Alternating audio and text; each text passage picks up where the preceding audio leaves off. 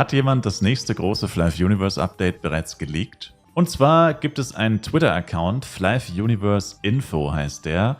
Auf den habe ich schon vor einer ganzen Weile mal aufmerksam gemacht, da hier sehr viele Informationen immer schon veröffentlicht wurden, die nicht jedem zugänglich waren. Aber in letzter Zeit, muss ich zugeben, wurde jetzt nicht mehr so viel extrem Interessantes gepostet. Also meistens wird da zum Beispiel schon mal ein Speed-CS-Set, das schon hinzugefügt, aber noch nicht im Cache-Shop ist, quasi geleakt oder so.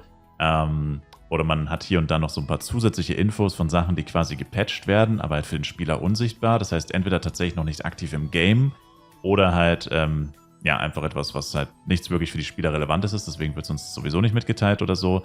Also lauter solche Sachen kann man sich hier als Info quasi holen. Eigentlich muss man halt bedenken, das sind alles inoffizielle Informationen. Das heißt, keiner kann confirmen theoretisch, dass das stimmt, was hier gepostet wird.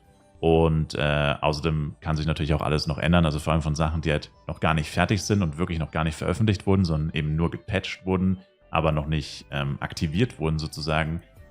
Auch da kann sich natürlich alles noch ändern. Deswegen muss man das immer mit ein bisschen Vorsicht genießen. Also hier alles für bare Münze nehmen, was hier steht, wäre auf jeden Fall ein Fehler. Aber es gibt einem immer eine gute Idee, was so als nächstes kommen könnte. Genau. With the last patch, the game client contains more information about player and guild housing. Also hier geht es jetzt ums Housing-System. The Housing Specialist is already marked in Florine Town's Map. Wenn ihr auf die Karte in Flaris drückt, dann seht ihr jetzt hier Housing Specialist. Also hier steht in Flive PC der Hausverwalter Charlie. Und hier wird wohl auch der Hausverwalter in Flive Universe stehen. Und hier wird so ein bisschen zusammengefasst, was alles bisher schon bekannt ist aus den Game-Files. Allerdings, wie gesagt, kann sich alles noch ändern und ist noch nicht fertig. Ja, als erstes haben wir hier Player Houses and Guild Ships can be decorated with various props. You can also place various NPCs. Also man kann das Ganze dekorieren und einrichten und verschiedene NPCs sich in sein Haus stellen, ins Gildenhaus und ins eigene Haus, die verschiedene Buffs geben. Die Liste der NPCs und der Einrichtungsgegenstände, die schauen wir uns gleich an. Aber außerdem noch wichtig ist hier, Guild Houses und Ships are seemingly limited in quantity. Also sie sind nur begrenzt verfügbar. Leere Ships, also leere Gildenhäuser, ich meine, offensichtlich wollen sie das System ein bisschen ändern von Häusern in Schiffe, in Luftschiffe, finde ich eigentlich ganz cool, also könnte echt interessant werden tatsächlich. Die werden versteigert und die Gildenleiter können auf diese bieten, also eigentlich genau wie in Flive PC. Das System, muss ich persönlich zugeben, finde ich nicht gut, weil das extrem Pay-to-Win wieder in die Richtung geht, aber okay, sei mal dahingestellt. Gilden, die eine Auktion gewinnen, werden die Besitzer des Schiffes quasi und die Gildenmember können dann zu diesen Schiffen teleportieren über die Karte. Aber es geht anscheinend nur auf Channel 1, weil ich mir auch da vorstellen könnte, dass ich das vielleicht noch ändern kann. Aber ja, und dann haben wir eben diese NPC-Liste mit den verschiedenen Buffs und die Einrichtungsgegenstände. Einrichtungsgegenstände können wir ganz kurz abfrühstücken. Und zwar ist es einfach so, dass man hier nur die Namen hat. Das ist hier zum Beispiel Asria Rock, Darkon Tree etc. Also bei den meisten Sachen kann man sich natürlich vorstellen, wie das ungefähr aussieht und so weiter. Aber man hat jetzt hier halt keine Bilder dabei. Deswegen ist das jetzt einfach nur eine Liste, eine ewig lange Liste mit allen Dekorationsgegenständen, die es wohl geben wird. Und von dem her jetzt nicht wirklich so interessant. Einzige Interessante fand ich, es gibt hier ein Metaverse-Set sozusagen, ein Einrichtungsset, mehr oder weniger eine Kategorie. Und ja, das ist halt Galas extreme Affinität zu Metaverse, NFTs und Krypto, die sie leider haben.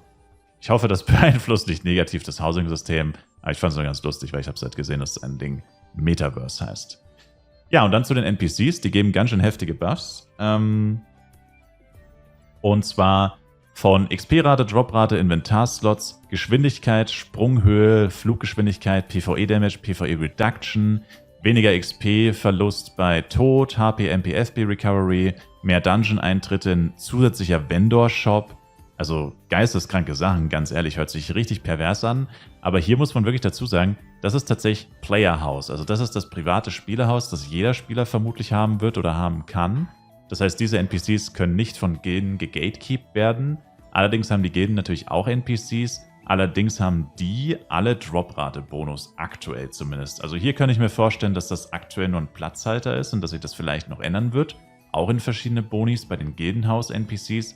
Allerdings könnte ich mir auch vorstellen, eben aufgrund der begrenzten Verfügbarkeit von Gildenhäusern, das wird bedeuten, nicht jede Gilde kann ein Gildenhaus haben oder ein Gildenship, weil es halt nur, keine Ahnung, sagen wir mal 30 Stück gibt oder so, auf einem Server, also auf Borodeng zum Beispiel.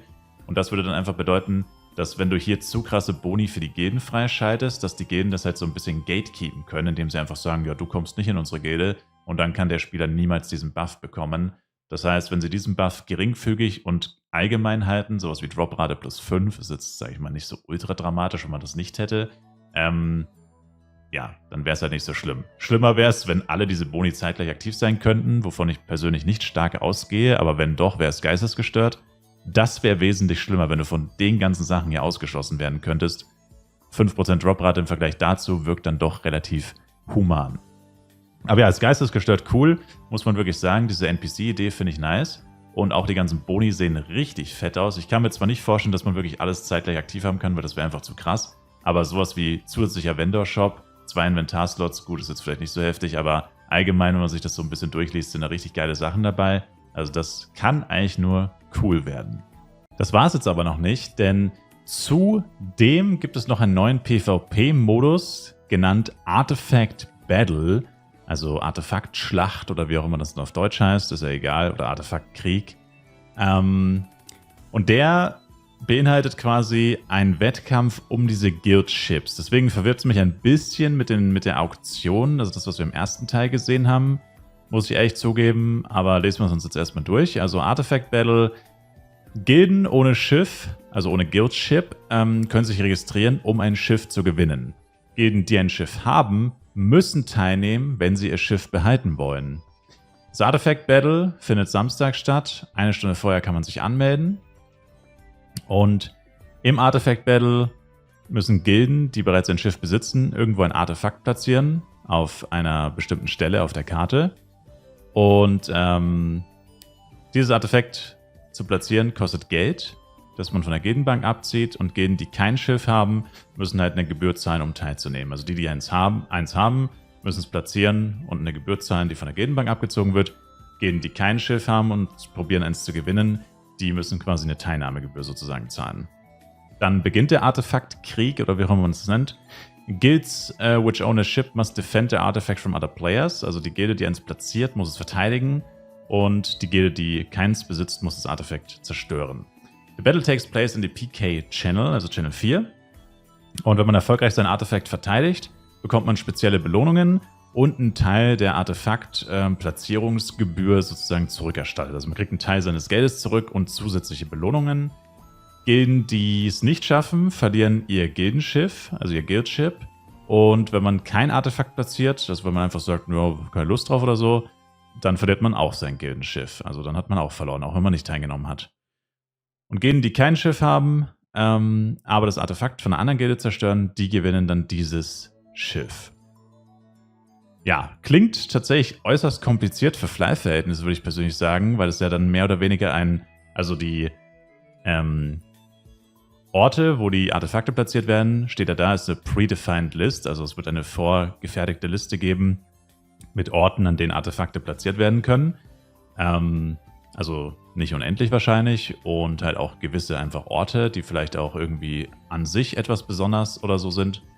Und das dann mit vielen verschiedenen Leuten einfach auf Channel 4. Also es ist ja dann quasi nicht so wie beim Guild War, dass du dann in die Guild War Arena gehst, sondern es ist ja im Endeffekt ein Open-World-Kampf dann sozusagen fast schon. Also da würden mich die Details wirklich sehr interessieren. Da muss man bedenken, wie gesagt, das ist jetzt alles noch wirklich in der Pre-Plan-Phase. Also alles, was wir jetzt gerade gelesen haben, könnte sich in irgendeiner Weise noch ändern. Außerdem fehlen natürlich sehr viele Informationen, die wichtig wären, um das Ganze gut einschätzen zu können. Aber das Ganze klingt auf jeden Fall interessant. Das Einzige, was ich mich halt frage, ist es dann wirklich so klug, sich so ein Gildenhaus zu ersteigern? Also ich meine, die Frage ist natürlich, gibt es ein Mindestgebot, das man setzen muss? Gibt es ein Maximalgebot für so eine Auktion, für so eine Gildenhaus-Aktion? Weil jetzt mal angenommen, du ersteigerst dir ein Gildenhaus oder ein Guildship, ist ja egal, wie man es jetzt nennt. Und eine Woche später am Samstag findet schon ein Artefakt-War statt, an dem du ja teilnehmen musst. Sobald du ein Haus besitzt, also steht da mehr oder weniger hier so, musst du ja daran teilnehmen, sonst verlierst du es. Und wäre dann schon irgendwie bitter. Ich meine, klar, du hast die Chance, es zu verteidigen, davon mal abgesehen. Aber wäre schon ganz schön bitter, wenn du dann teilnimmst, du verlierst das Gildenhaus instant und hast aber 5 Milliarden dafür gezahlt oder so, also jetzt mal übertrieben gesagt, und verlierst es einfach instant und hast dann einfach 5 Milliarden verloren im Endeffekt. Also da stellt sich halt schon so ein bisschen die Frage, warum das dann dieses Auktionssystem beibehalten hat von Fly PC. Aber gut, ich meine, mal abwarten, wie genau das dann letztendlich aussieht. Aber es klingt auf jeden Fall cool. Und die Frage ist natürlich auch, wann das kommt. Aber soweit ich weiß, wurde Housing schon mal in irgendeinem Leak irgendwo angesprochen, dass irgendwelche Items hinzugefügt wurden, die mit Housing zu tun haben. Und ich meine, das ist auch schon eine Weile her. Also ich denke mal, das wird jetzt auf jeden Fall eher Teil des neuen großen Updates sein, als jetzt ein Random Patch. Also ich glaube jetzt nicht, dass das in einem Random Patch einfach kommen wird. Ich denke, dass sie daran jetzt als Teil der nächsten großen Erweiterung dran arbeiten. Aber wenn sie schon früher releasen, würde das ja auch keinem schaden, sag ich mal. Aber wäre ganz schön random, wenn sie einfach in einer Woche plötzlich einfach Artefakt, War und Gildenhäuser und Spielerhäuser releasen, ohne große Ankündigung vorher. Das wäre irgendwie extrem random. Deswegen glaube ich schon eher, dass das neue Update beinhalten wird. Aber ja, was sagt ihr dazu? Wie findet ihr die Idee von einem neuen PvP-Modus? Und wie findet ihr die Idee von den Spieler- und Gildenhäusern mit den neuen NPC-Buffs? Findet ihr es zu krass? Findet ihr es gut? Aber wie gesagt, natürlich hat man noch viele Informationen nicht, deswegen kann man es eigentlich noch nicht wirklich abschließend beurteilen. Ich sage auf jeden Fall, dass es interessant aussieht und bedanke mich wie immer recht herzlich fürs Zuschauen. Schaut auf jeden Fall auch im Livestream vorbei, Twitch-Link in der Videobeschreibung und bis zum nächsten Mal mit Flive Universe. Haut rein und ciao, ciao.